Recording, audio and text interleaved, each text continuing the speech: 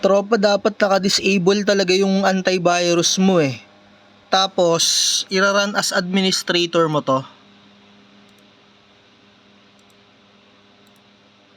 Ganyan. Lalabas na yan ganito. Tapos, select mo yung printer mo. Dahil nga, Epson 5290 yung sa akin. Ganyan yung ginagawa ko. Tapos, select mo yung kung saan siya nakalagay. Click mo lang yung OK.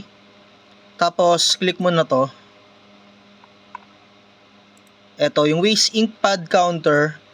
I-check mo to kung gusto mong i-check lang or kung malapit ka nang mag reset. Tapos, click mo lang tong check. Ayan, lalabas na yung mga value niyan. Tapos, i-check mo ulit yan. Tsaka ka mag reset. Click mo yung initialize. Tapos, may lalabas dito na settings. Kailangan patayin mo yung printer mo.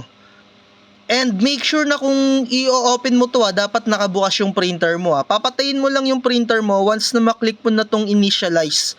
Hindi ko siya i-click ngayon kasi hindi pa ako magre-reset eh. Mahaba-haba pa Halos kaka-reset ko lang kasi nung nakaraan eh.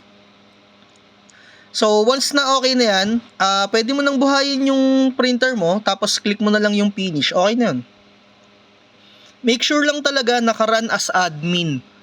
Tapos naka-disable talaga yung antivirus mo.